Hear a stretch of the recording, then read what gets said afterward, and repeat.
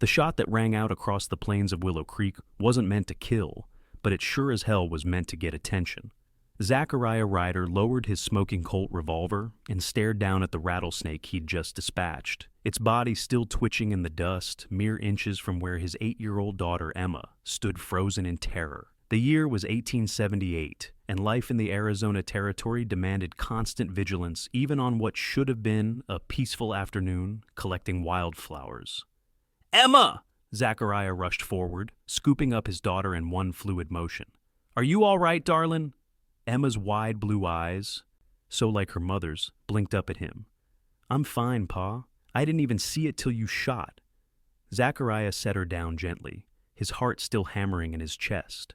At 32, he'd faced down outlaws, survived a war, and built a modest cattle ranch from nothing but determination and grit. Yet nothing terrified him more than the thought of something happening to his little girl. "That's why you've got to keep your eyes open out here," he said, tucking a strand of her wheat blonde hair behind her ear. "Always watch where you're stepping." Emma nodded solemnly, then brightened. "Can we still take these flowers to Mama?" Zachariah's throat tightened as he looked at the small bouquet of desert wildflowers clutched in Emma's hand.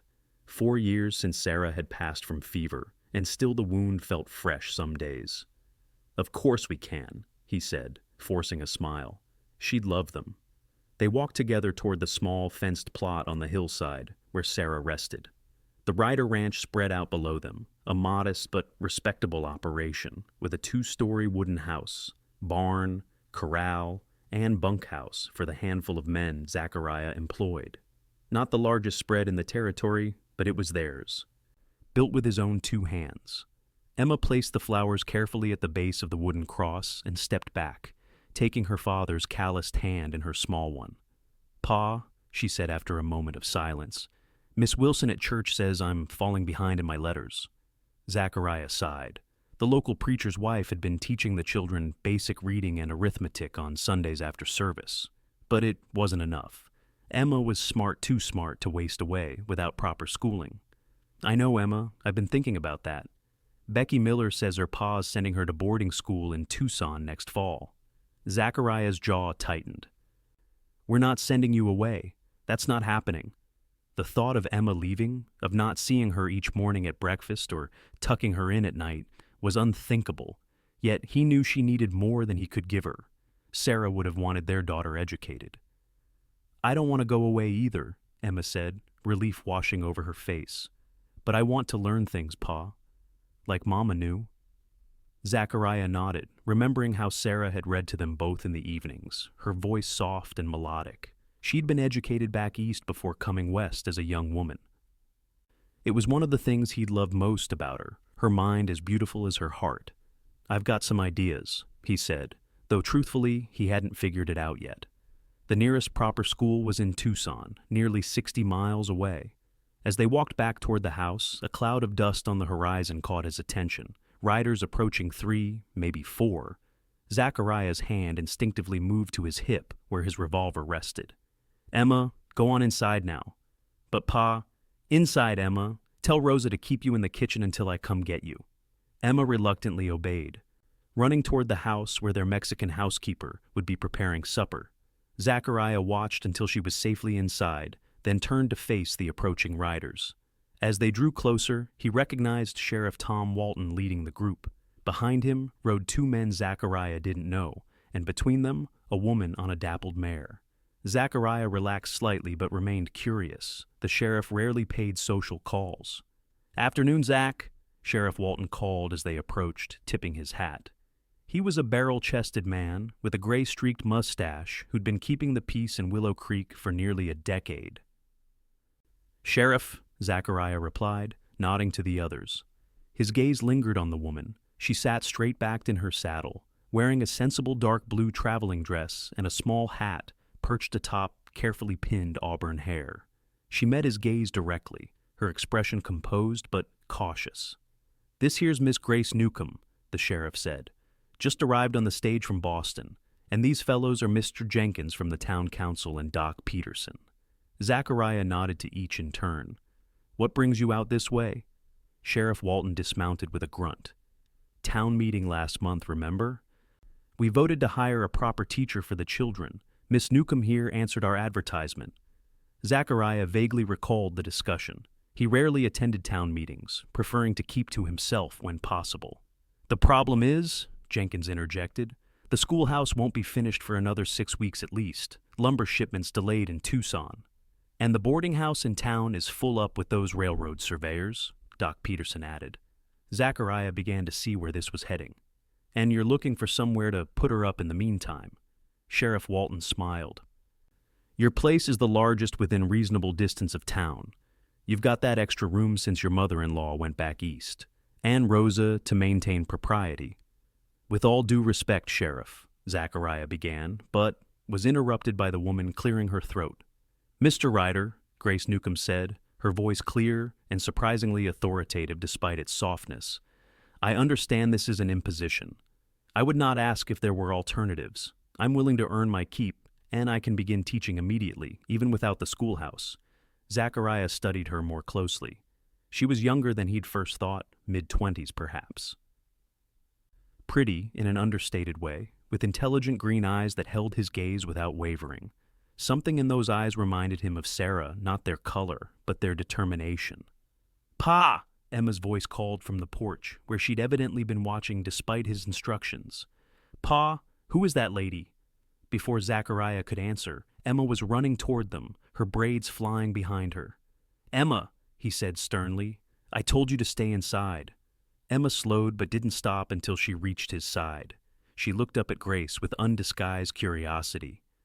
"Are you lost, madam?" she asked. Grace smiled, the expression transforming her serious face. "Not lost, just looking for a place to stay. I've come to be the new teacher in Willow Creek." Emma's eyes widened. "A real teacher? With books and everything?" "Yes, with books and everything," Grace replied, her smile deepening. Emma turned to Zachariah, her eyes pleading. "She could stay with us, couldn't she, Pa? In Grandma's old room?" "Emma, it's not that simple." "She reads nice, Pa, I can tell," Emma insisted, looking back at Grace. "Do you know stories? Can you teach me letters like my mama used to?" Zachariah saw the flicker of understanding in Grace's eyes. She glanced from Emma to him, something softening in her expression. "I know many stories," she said gently. "And yes, I can teach you your letters, if your father permits it." All eyes turned to Zachariah. He felt cornered, but looking at his daughter's hopeful face, he couldn't bring himself to refuse, not when this might be exactly what Emma needed. 2 months, he said finally, until the schoolhouse is ready. You can stay in the east bedroom, but there are rules in my house, Miss Newcomb. "I understand," Grace replied, relief evident in her voice. "Thank you, Mr. Ryder." Emma clapped her hands in delight.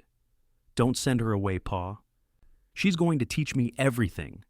Zachariah sighed, wondering what he'd just gotten himself into. "Let's get you settled then, Miss Newcomb. Welcome to Ryder Ranch." Little did he know that the arrival of Grace Newcomb would change everything, not just for Emma, but for him as well. The first night at Ryder Ranch passed awkwardly. Rosa, the housekeeper, had prepared the east bedroom for Grace, airing out linens that hadn't been used since Sarah's mother had returned to Philadelphia. The room was simple but comfortable, with a narrow bed, dresser, washstand, and a small bookshelf that Grace immediately filled with the volumes she'd brought westward. Dinner had been a quiet affair, with Emma doing most of the talking, peppering Grace with questions about Boston and books and what they would learn. Zachariah had remained mostly silent, offering only brief responses when directly addressed. Grace noted the way his eyes followed his daughter, filled with love and a touch of melancholy that suggested the loss of Emma's mother still weighed heavily. Now, as morning light filtered through the curtains, Grace rose and dressed carefully in one of her 3 serviceable dresses, this one a dark green that complemented her auburn hair. She'd come west with practical expectations, but the reality of frontier life was still jarring after Boston's comforts. When she descended to the kitchen, she found Rosa already preparing breakfast, the aroma of coffee and frying bacon filling the air. "Buenos dias, Miss Newcomb," Rosa greeted with a warm smile. She was a plump woman in her 50s with kind eyes and quick, efficient movements. "Good morning, Rosa. May I help with anything?" Rosa shook her head. No, you are guest. Sit. Please." Grace was about to insist when the back door swung open, and Zachariah entered, his shirt damp with sweat from early morning chores. He stopped short at the sight of her, as if momentarily forgetting he had a house guest. "Miss Newcomb," he said with a stiff nod. "Mr. Ryder, good morning." An awkward silence fell until Emma burst into the kitchen, her face brightening at the sight of Grace. "Miss Newcomb, can we start lessons today? I've been practicing my letters all morning." She thrust forward a scrap of paper covered in wobbly alphabet letters. Grace smiled, taking the paper. "These are very good, Emma, and yes, we can certainly begin today." Zachariah cleared his throat. "After breakfast, Emma needs to collect the eggs and help Rosa with the washing." "Of course," Grace said. "Perhaps we could set aside 2 hours in the afternoon for lessons? I brought several primers and readers with me." Emma looked pleadingly at her father. "Please, Pa?"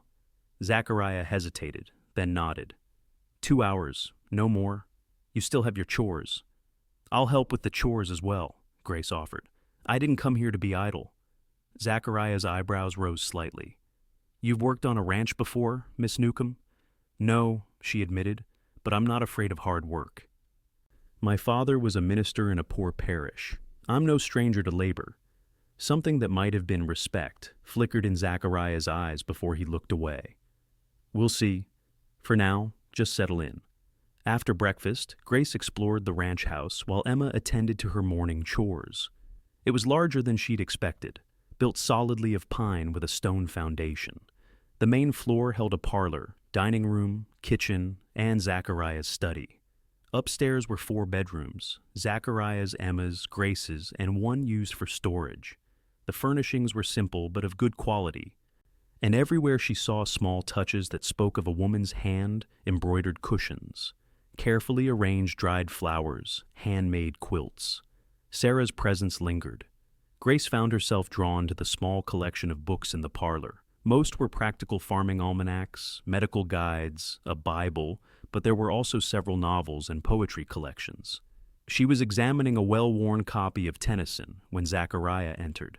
"My wife's," he said, startling her. She was fond of poetry. Grace carefully returned the book to its place. She had good taste. How long has she been gone? 4 years this past spring, Zachariah replied, his voice tight. Fever took her. "I'm sorry," Grace said simply. "Emma resembles you, but I imagine she has her mother's spirit." A ghost of a smile touched his lips. Sarah was gentle but stubborn as a mule when she believed in something. Emma's the same way. "That's not a bad quality in a young woman." "No," he agreed, studying her. "I suppose it's not." Grace met his gaze steadily. "Mr. Ryder, I want to thank you again for your hospitality. I understand this arrangement was thrust upon you, but I'll do my best not to disrupt your household." Zachariah leaned against the doorframe, arms crossed over his chest. "Why did you come west, Miss Newcomb? Boston has plenty of schools." The directness of his question surprised her, but Grace appreciated honesty. "I wanted something different, something meaningful. Teaching in Boston meant instructing children who already had every advantage. Out here, education can transform lives." "Idealistic," he commented, not unkindly. "Perhaps. But ideals give us something to strive for, don't they?" Before he could answer, Emma appeared, announcing that she'd finished her chores and was ready for her lesson. Zachariah excused himself, and Grace followed Emma to the dining room table, where they spread out books and paper. For the next 2 hours, Grace was in her element. Emma proved to be a quick study, already knowing her letters and basic words, but needing structure and guidance. They worked on reading simple passages, and Grace introduced basic arithmetic. "You're doing wonderfully, Emma," Grace praised as they concluded the lesson. "Mama used to teach me, but after she went to heaven, Pa tried. But he's busy with the ranch," Emma explained, carefully putting away her slate. "Sometimes I practice by myself." "That shows remarkable determination," Grace said. "Your mother would be proud." Emma beamed at this. "Pa says I'm just like her? Do you think I'll be smart like her too?" "I think you already are," Grace assured her. "And with regular lessons, you'll learn even more. Will you teach me about the places in your books, Boston and New York and Paris?" "Yes, and many other places too. We'll have geography lessons with maps." Emma's eyes widened with excitement. I've never seen a real map, except the one in Pa's study of the territory. Then we have much to explore together, Grace smiled. Over the next few days, a routine developed. Mornings were for ranch chores, with Grace helping Rosa in the kitchen and learning to tend the vegetable garden. Afternoons included 2 hours of lessons with Emma, followed by more work around the house. Evenings were spent in the parlor, where Grace would read aloud from one of her books, while Emma listened raptly, and Zachariah pretended to review ranch accounts, but often found himself listening too. Grace noticed how Zachariah would watch them during these readings, his expression unreadable but attentive. He rarely participated in the lessons or discussions, but she sensed he was evaluating her as a teacher for his daughter, perhaps, or simply as a presence in his home. On the 5th day, as Grace hung laundry on the line behind the house, she became aware of Zachariah watching her from the corral where he was working with a young horse. Feeling his gaze, she glanced over. Instead of looking away, he raised a hand in acknowledgement before returning to his work.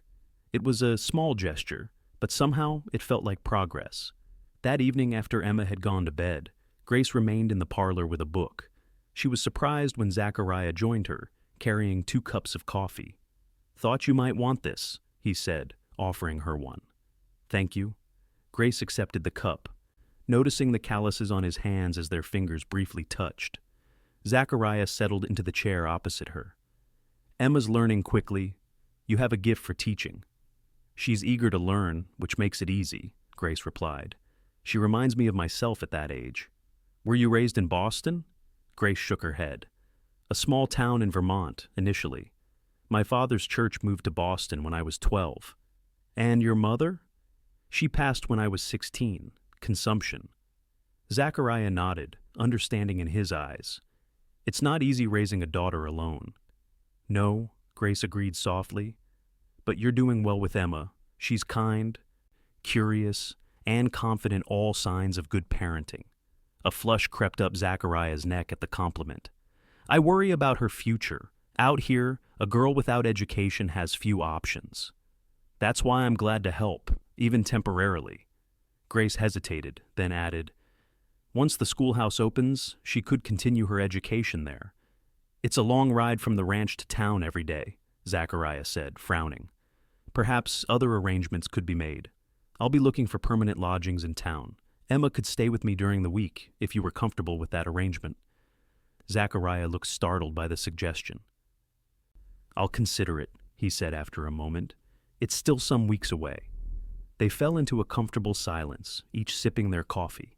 Grace found herself studying him, the strong line of his jaw softened by several days' worth of stubble, the way his dark hair curled slightly at his collar, the permanent tan of a man who lived his life outdoors.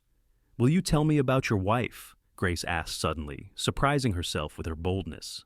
Zachariah's head snapped up, his blue eyes locking with hers. For a moment, she thought he might refuse or leave, but instead, he set down his cup. Sarah was from Philadelphia. Came west with her parents when her father was appointed circuit judge. She was educated, refined nothing like the local girls. I couldn't believe my luck when she agreed to marry a rough rancher like me. His voice grew softer as he continued. She loved books, music. She played the piano we have in the corner there, though no one's touched it in years. She had dreams of turning this place into something grand: orchards, fancy cattle breeds, maybe even a school on the property someday.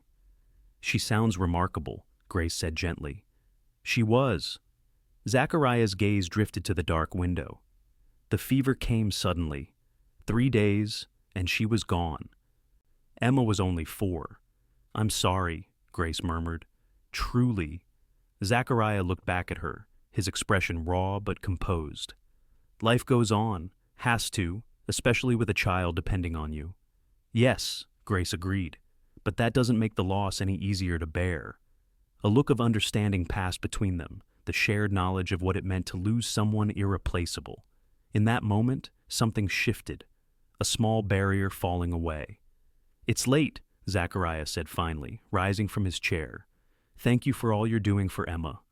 "It's my pleasure," Grace replied sincerely. "Good night, Mr. Ryder." "Zachariah," he said, pausing at the doorway. "You might as well call me Zachariah." Grace smiled. "Good night, Zachariah. I'm Grace."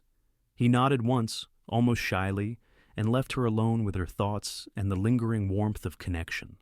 The weeks passed quickly at Ryder Ranch. June turned to July, bringing scorching heat that made everyone seek shade during the hottest part of the day. Grace adjusted to ranch life with surprising ease, learning to conserve water, watch for scorpions, and appreciate the breathtaking beauty of desert sunsets. Emma flourished under Grace's tutelage, advancing rapidly through her primers and showing particular aptitude for mathematics. Grace expanded their lessons to include natural science, using the ranch itself as a laboratory where they collected plant specimens and observed insects and birds.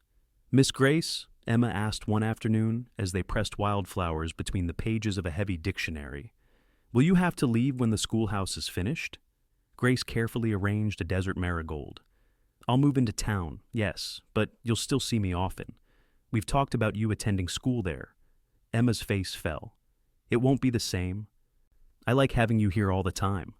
"I like being here too," Grace admitted, surprised by how true that statement had become. "Then why can't you just stay? Pa likes having you here too." Grace glanced up sharply. "Did he say that?" Emma nodded vigorously. "Not in words exactly, but he smiles more, and he shaved his beard off and got a haircut when he went to town last week. He only does that when something's important." Grace felt her cheeks warm. She had noticed the change in Zachariah's appearance, how the absence of his beard revealed a strong jawline and the hint of a dimple when he smiled. She'd also noticed other changes, how he now joined them for part of Emma's lessons, how he'd begun sharing more stories about the ranch and its history during their evening conversations, how his eyes seemed to follow her when he thought she wasn't looking. "Your father is being kind to a guest," Grace said carefully, "and proper grooming is simply good manners." Emma gave her a look that suggested she wasn't fooled. "Pa never cared about manners before, and he fixed the piano yesterday. Said maybe you might play it sometime." Grace's heart skipped. The piano had remained shrouded in silence, a monument to Sarah. That Zachariah had opened it, tuned it, represented something significant. "I'm not very accomplished," Grace demurred. "Will you try?" Emma pleaded. "Tonight after supper, it would make Pa happy." Unable to refuse that earnest request, Grace agreed. That evening after the dishes were cleared, Emma announced that Grace would play for them. Zachariah looked startled, but led them to the parlor where the upright piano stood, its surface freshly polished. "Emma tells me you've restored it," Grace said, running her fingers lightly over the keys. "It's beautiful." "It should be played," Zachariah replied simply. Sarah would have wanted that. The mention of his wife's name no longer created an awkward silence. Instead, it felt like an invitation permission to bring life back to something long dormant. Grace sat on the bench and began to play. Her skills were modest, but she performed a few simple hymns and folk songs with genuine feeling. When she finished Beautiful Dreamer, she turned to find both Emma and Zachariah watching her with rapt attention. "That was lovely," Zachariah said softly. "Play another," Emma requested, clapping her hands. Grace obliged with Shenandoah and was surprised when Zachariah began to sing along, his deep baritone filling the room. His voice was untrained but true, and the simple harmony they created stirred something in Grace's chest. When the last note faded, Emma was nearly bouncing with excitement. "You two sound wonderful together. Pa, you never sing anymore." Zachariah looked almost embarrassed. "Haven't had much cause to." "Well, you should do it more," Emma declared. "Miss Grace brings music back to our house." The child's innocent observation hung in the air between them, laden with meaning. Grace felt Zachariah's eyes on her, saw something in them that made her breath catch gratitude. Yes, but something more. Something that awakened possibilities she'd tried not to contemplate. The moment was broken by a knock at the door. Rosa went to answer it, returning with Sheriff Walton. "Evening, folks," the sheriff said, hat in hand. "Sorry to interrupt your music making." "Is something wrong, Tom?" Zachariah asked, rising. "Got word the schoolhouse will be ready ahead of schedule. Lumber came in early, and the town's organized a building party. Should be finished by the end of next week." Grace felt a curious mix of emotions, pride that her schoolhouse was nearly ready, but also a sharp pang at the thought of leaving Ryder Ranch sooner than expected. "That's wonderful news," she said, forcing enthusiasm into her voice. Please thank everyone for their hard work. Town council's arranged lodging for you, too, the sheriff continued. Mrs. Peterson, the doctor's widow, has agreed to rent you her spare room. It's small but comfortable, right across from the schoolhouse. How convenient, Grace replied, aware of Zachariah's sudden stillness beside her. After the sheriff departed, an awkward silence fell over the parlor. Emma was the first to break it. A week isn't very long, she said, her lower lip trembling slightly. No, it isn't, Grace agreed, reaching out to smooth Emma's hair. But remember, we've discussed you coming to school in town. Emma looked at her father. Pa, can I? Zachariah seemed lost in thought. We'll figure something out, he said finally. It's getting late, Emma. Time for bed. Emma reluctantly said goodnight, hugging Grace tightly before allowing Rosa to usher her upstairs. When they were alone, Zachariah moved to the window, staring out at the darkness. I suppose this is good news, he said, his back to Grace. You'll finally have your proper schoolhouse. Yes, Grace agreed, though her enthusiasm felt hollow. It's what I came here for. Zachariah turned to face her. His expression conflicted. Emma will miss you terribly. And I'll miss her, Grace said softly. Both of you. Something flickered in his eyes. Grace, whatever he might have said was interrupted by Rosa calling down that Emma wanted him to read her a bedtime story. Zachariah hesitated, then nodded. Good night, Grace, he said, pausing at the doorway. Good night, Zachariah. Alone in the parlor, Grace placed her hands on the piano keys, but didn't play. Instead, she sat in silence, confronting the unexpected truth. Somewhere in these weeks of lessons and shared meals and evening conversations, Ryder Ranch had begun to feel like home. And Zachariah Ryder had become far more to her than just her temporary host. The next morning brought news that changed everything. One of the ranch hands rode in from town with a telegram for Grace. She opened it with trembling hands, reading the brief message twice before understanding its implications. Her father had suffered a stroke. He was alive, but unable to care for himself. Her younger sister Alice, now married with 2 small children, couldn't manage alone. They needed Grace to return to Boston immediately. Grace sat heavily on the porch steps, the telegram clutched in her hand. Everything she'd planned, the school she'd dreamed of establishing, would have to wait. Family duty called her back east, perhaps permanently. She was still sitting there when Zachariah found her an hour later, returning from checking the northern pasture. Grace, what's wrong? He asked, dismounting quickly when he saw her face. Wordlessly, she handed him the telegram. He read it, his expression growing grave.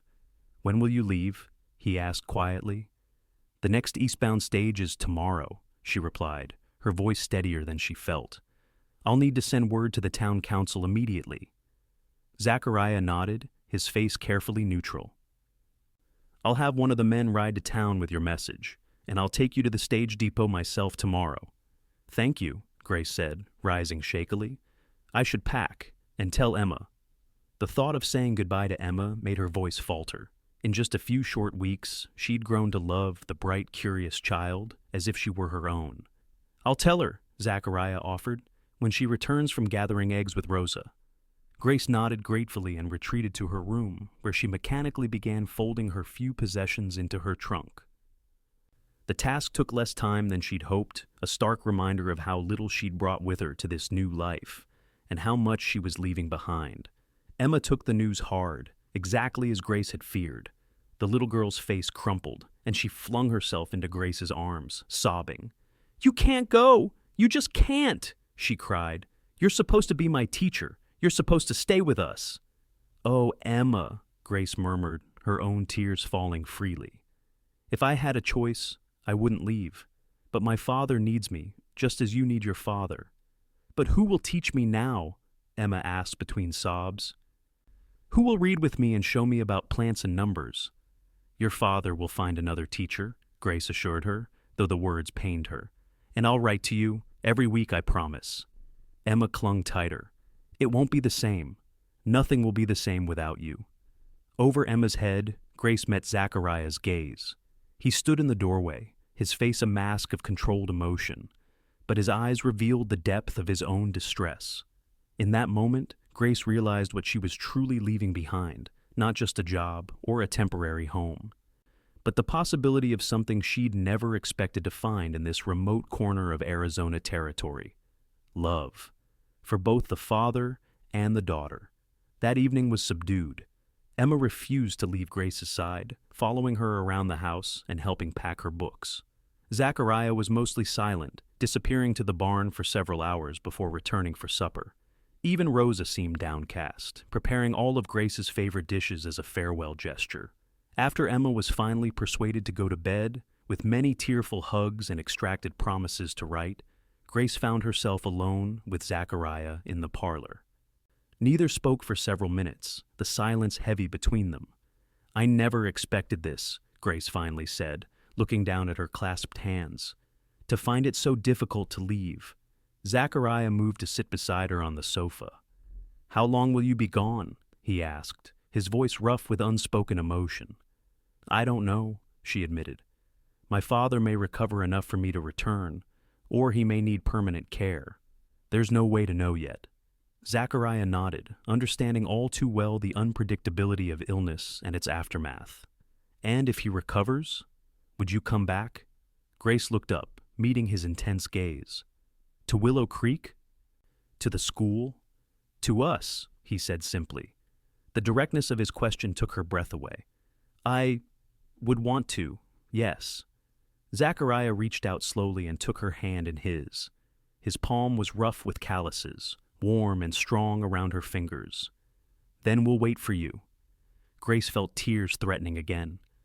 "Zachariah, I can't ask that of you. It might be months or years or never," he finished for her.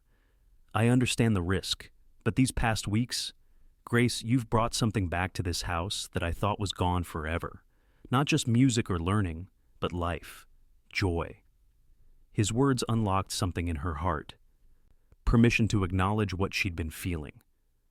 "I never came here looking for this," she whispered. "For you, for Emma, for a place that feels like where I'm meant to be." "Perhaps that's how the best things find us," he said, his thumb tracing gentle circles on her palm, "when we're not looking for them." Grace leaned forward then, driven by an impulse stronger than propriety, and pressed her lips to his. The kiss was gentle, tentative, a question as much as an answer. Zachariah's free hand came up to cup her cheek, his touch reverent as he returned the kiss with equal tenderness. When they parted, Grace saw in his eyes the same wonder. She felt the surprise of finding something precious and unexpected. "I will come back if I can," she promised. "And I'll write, not just to Emma, but to you as well." "I'll be waiting," he replied, sealing the vow with another soft kiss. The journey to the stage depot the next morning was somber. Emma sat between them in the wagon, holding tightly to Grace's hand. Zachariah drove in silence, his jaw set in a determined line. At the depot, Grace knelt to embrace Emma one last time. "Be brave, my sweet girl," she whispered. "Keep practicing your reading and numbers. I'll send you books from Boston." "I'll read them all," Emma promised through her tears. "Every day." "I know you will." Grace pressed a small package into Emma's hands. "This is for you, a journal to practice your writing and to record all your adventures until I return." Emma clutched it to her chest. "I love you, Miss Grace." "I love you too, Emma. So very much." Rising, Grace turned to Zachariah. In public, they maintained a proper distance, but their eyes conveyed what words could not. "Thank you for everything," Grace said formally. "Your hospitality has meant more than I can express." Zachariah nodded, his voice tight. "Safe journey, Miss Newcomb. We'll be expecting your letters." As the stage pulled away, Grace watched through the window as their figures grew smaller, Emma waving frantically, Zachariah standing tall and still, his hat held against his chest in a gesture of respect and something far deeper. Grace settled back against the hard seat, wiping tears from her cheeks. The future was uncertain, but one thing she knew with absolute clarity: no matter how long it took, she would find her way back to them. Boston in the autumn of 1878 was a world away from the Arizona territory. Grace moved through her days in a fog of duty and routine, caring for her father, whose right side remained paralyzed after his stroke. She read to him, helped him exercise his weakened limbs, and manage the small pension that was their only income. Her sister Alice visited daily with her children, bringing welcome noise and distraction to the small apartment. But in the quiet evenings, Grace's thoughts inevitably turned westward, to a ranch house on the plains and the two people who had claimed pieces of her heart. She wrote faithfully every week, separate letters to Emma filled with stories and gentle instruction, and more personal ones to Zachariah, revealing her thoughts, her struggles, and her unwavering feelings for him and Emma. His replies came less frequently, but were treasured all the more for their rarity. Zachariah was no natural writer, but his straightforward words carried powerful emotion. "Emma reads your letters until the paper is soft," he wrote in October. "The new teacher arrived last week. She seems competent but lacks your warmth. Emma attends 3 days a week, staying with the doctor's family. She misses you terribly. So do I." In November, "First snow on the mountains today. Emma says you would have found it beautiful. She's right. The ranch feels empty without your voice, your music. I find myself pausing outside your room sometimes, forgetting you're not there." By December, Grace's father showed small improvements. He could speak haltingly and move his fingers on his affected side. The doctor was cautiously optimistic. He may never fully recover, Dr. Wellesley warned, but with continued care, he could regain enough function to manage with minimal assistance. This news stirred both hope and conflict in Grace's heart. If her father improved enough, she might be free to return west. Yet the thought of leaving him, even in Alice's capable care, filled her with guilt. Her inner turmoil must have shown in her letters. For Zachariah's January reply was direct. "Don't torment yourself, Grace. Family comes first. We understand duty here. Take the time you need. We're not going anywhere." Spring arrived with renewed life crocuses pushing through snow in the small garden behind their building, her father speaking in complete sentences again, and an unexpected letter from Sheriff Walton, updating her on the progress of the Willow Creek School. 28 children now attended regularly, he reported, and the town council hoped she might consider returning in the fall to resume her position. "Your presence is missed by more than just the Ryders," the sheriff wrote. "You made quite an impression in your brief time here." In June, exactly 1 year after she'd first arrived at Ryder Ranch, Grace received a package. Inside was a handmade book, bound in leather with "Our Year Without Miss Grace," carefully written on the cover in a child's hand. Each page contained Emma's journal entries, pressed flowers, drawings, and occasional notes from Zachariah. Grace spent an entire evening poring over it, laughing and crying by turns. Emma had faithfully recorded everything: her school progress, ranch events, the birth of a foal she'd named Grace in her honor, her father's attempts at cooking, mostly disastrous, and her unwavering belief that Miss Grace would return. The final entry, dated just 2 weeks earlier, read, "Pa says if I'm very good and keep up with my studies, we might visit Boston at Christmas. I pray every night that this will happen. I want to see Miss Grace more than anything in the world." Tucked into the last page was a separate note from Zachariah. "Grace, a year without you has taught me what I suspected from the moment you left, that some people become essential to us without warning or preparation. Emma thrives but misses you daily, as do I, in ways I find difficult to express in writing. The ranch prospers. We've expanded the herd and built a new barn. There's talk of the railroad coming within 20 miles next year. The world is changing around us, but some things remain constant.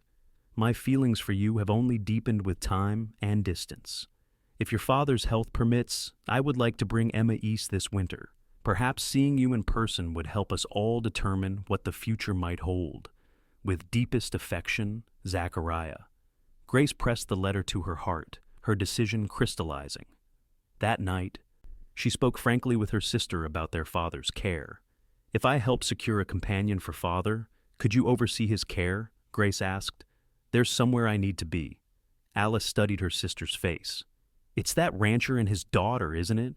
The ones who write to you so faithfully?" Grace nodded. "I can't explain it, Alice. I spent only weeks with them, but they've become everything." "Love doesn't always follow conventional timelines," Alice said wisely.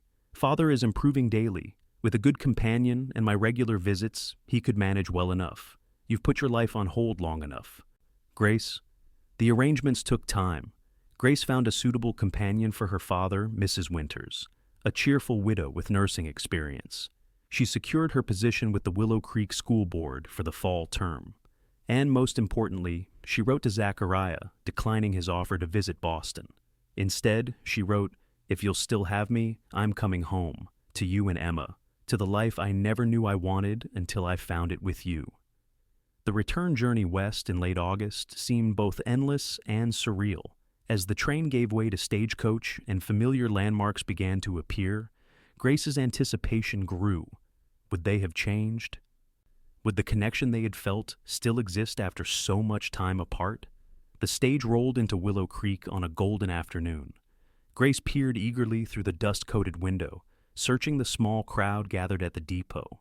And then she saw them, Zachariah standing tall in his best shirt, hat in hand, and Emma beside him in a blue dress, practically bouncing with excitement. The stage had barely stopped when Emma broke free and ran forward. "Miss Grace! Miss Grace! You're really here!"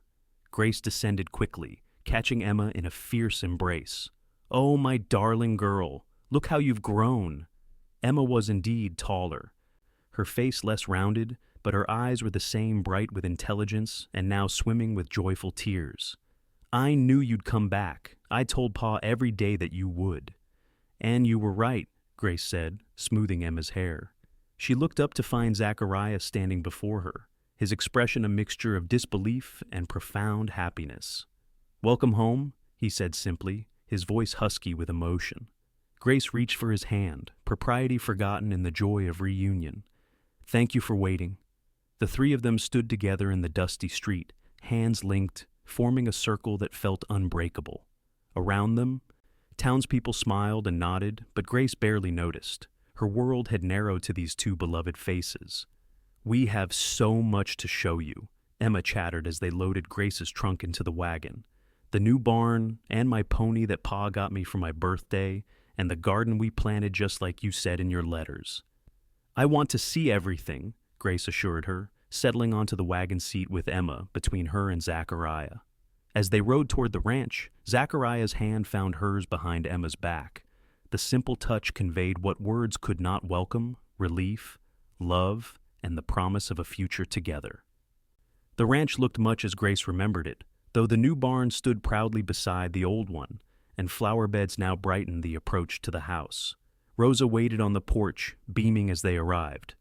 "Miss Grace, La Casa has missed your light," she exclaimed, embracing Grace warmly. "I've missed all of you," Grace replied, suddenly overcome with the rightness of being back. That evening, after a celebratory dinner and hours of catching up, Emma finally surrendered to sleep. Grace tucked her in, just as she had imagined doing countless times during their separation. "You won't leave again, will you?" Emma asked drowsily. "You'll stay forever?" Grace kissed her forehead. "If that's what you and your father want, yes, I'll stay." "Good," Emma murmured, already drifting off. "Because we love you." With those simple words echoing in her heart, Grace descended to find Zachariah waiting in the parlor. The house was quiet, Rosa having retired to her quarters. "She's asleep?" he asked, rising as Grace entered. Almost before her head touched the pillow, Grace confirmed with a smile. "She's grown so much, Zachariah, not just in height, but in maturity." "She had to," he said, moving closer. "Losing someone you love forces growth, even in children." "I never wanted to cause her pain," Grace said softly. "Or you." Zachariah shook his head. "You did what you had to do. We understood that. What matters is that you came back." He took her hands in his, studying her face as if memorizing every detail. "I rehearsed this moment 100 times, he admitted with a rueful smile. "Had a whole speech prepared about how I've come to feel about you. But now that you're here, the words seem inadequate." "Then show me," Grace whispered. Zachariah drew her gently into his arms, his kiss conveying everything words could not: the loneliness of their separation, the joy of reunion, and most of all, the deep and abiding love that had grown between them despite distance and time. When they finally parted, Grace rested her head against his chest, listening to the steady beat of his heart. "I love you," she said simply. "I think I have since that first night you asked about my father's parish, and I saw the man behind the stern rancher, thoughtful, honorable, and kind. "And I've loved you since you played Sarah's piano," he confessed. "When I saw how you brought music back to our home without erasing her memory, honoring what came before, while creating something new." He stepped back slightly, still holding her hands, his expression serious. "Grace, I know this is sudden, with you just returning, but I've had a year to think about what I want, what Emma and I both need." From his pocket, he withdrew a small velvet pouch. "This was my mother's," he explained, emptying a simple gold band with a small pearl into his palm. "Nothing fancy, but given with all my heart." Grace's breath caught as he knelt before her. "Grace Newcomb, will you marry me? Be a mother to Emma and a partner to me. Help us build a life filled with learning and music and love?" Tears of joy spilled down Grace's cheeks as she nodded. "Yes," she whispered. "Yes to everything." Zachariah slipped the ring onto her finger, then rose to embrace her, lifting her off her feet in his enthusiasm. Their laughter mingled in the quiet house, a promise of the joy to come. Neither of them noticed the small figure watching from the stairs until Emma's delighted voice rang out. "I knew it! I knew you'd be my new mama." She flew down the remaining steps and threw herself into their embrace. The three of them stood together, arms entwined, a family formed not by blood, but by choice and love. "She reads nice, Pa," Emma said with a mischievous grin, echoing her words from that first meeting. "I told you not to send her away." Zachariah laughed, ruffling his daughter's hair. "Smartest thing you ever said, little one." "And the truest," Grace added, her heart full to bursting. The wedding took place 2 weeks later in the Willow Creek Church, with Emma as the only attendant and the entire town as witnesses. Grace wore a simple cream dress ordered from Tucson, and carried a bouquet of desert wildflowers that Emma had gathered that morning. Zachariah, freshly barbered and in a new suit, watched her walk down the aisle with wonder in his eyes. Their vows were straightforward but heartfelt, promising to cherish one another through all of life's joys and sorrows. When the minister pronounced them husband and wife, Zachariah's kiss was both tender and triumphant, the culmination of a journey neither had expected to make. The celebration afterward at the ranch was boisterous and joyful. Neighbors and townspeople brought food and drink. Musicians played well into the evening, and Emma danced until she fell asleep in a chair, smiling even in her dreams. Later, after the guests had departed and Emma was tucked safely in bed, Zachariah led his bride to the master bedroom, now refreshed with new curtains and linens. "Welcome home, Mrs. Ryder," he said softly, closing the door behind them. "It's been home since the moment I arrived," Grace replied, stepping into his embrace. "You and Emma made it so." As moonlight filtered through the curtains, they discovered each other anew, their love expressed in whispered words and gentle touches. Two lives that had known loss and loneliness found completion in each other, creating something beautiful and enduring from unexpected beginnings. In the years that followed, the Ryder Ranch flourished, as did its inhabitants. Grace divided her time between teaching at the Willow Creek School and helping with the ranch, which expanded to include orchards and a small dairy operation. Zachariah, with Grace's encouragement, became involved in territorial politics, advocating for education and land rights. Emma grew into a confident young woman, excelling in her studies and later attending college in Denver, the first in the region to do so. Her letters home were filled with excitement about her classes and the wider world she was discovering, always ending with her eagerness to return to the ranch that remained the center of her universe. And in time, the Ryder family grew. A son, Michael, arrived the year after their marriage, followed by twin girls, Sarah and Alice, named for the important women in their parents' lives. The house rang with children's laughter, music from the now regularly played piano, and the sounds of learning, as Grace ensured all her children had the education she believed essential. On their 10th anniversary, Zachariah surprised Grace with a small building near the main house, a schoolroom for the ranch children and those from neighboring properties too far from town to attend regularly. "You once told me your dream was to bring education where it was needed most," he said, as he showed her the finished building, complete with desks, books, and a small bell and a cupola. "This is just one more way you've transformed our lives.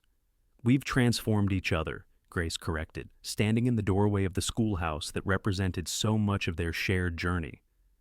"From that first day when Emma declared I read nice and you reluctantly let me stay." Zachariah laughed, drawing her close. "Best decision I ever made, even if I was dragged into it kicking and screaming." "And here we are," Grace marveled, looking out at the thriving ranch, their children playing near the corral, the life they'd built together. "Here we are," Zachariah agreed, his voice rich with contentment. "Exactly where we're meant to be." As the sun set over the Arizona hills, painting the landscape in shades of gold and crimson, Grace leaned against her husband's solid strength and offered a silent prayer of gratitude for the twist of fate that had brought her west, for Emma's innocent observation about a stranger who read nice, for Zachariah's grudging hospitality that had blossomed into enduring love, and most of all, for the courage they'd all found to build a family and a future from the most unexpected of beginnings.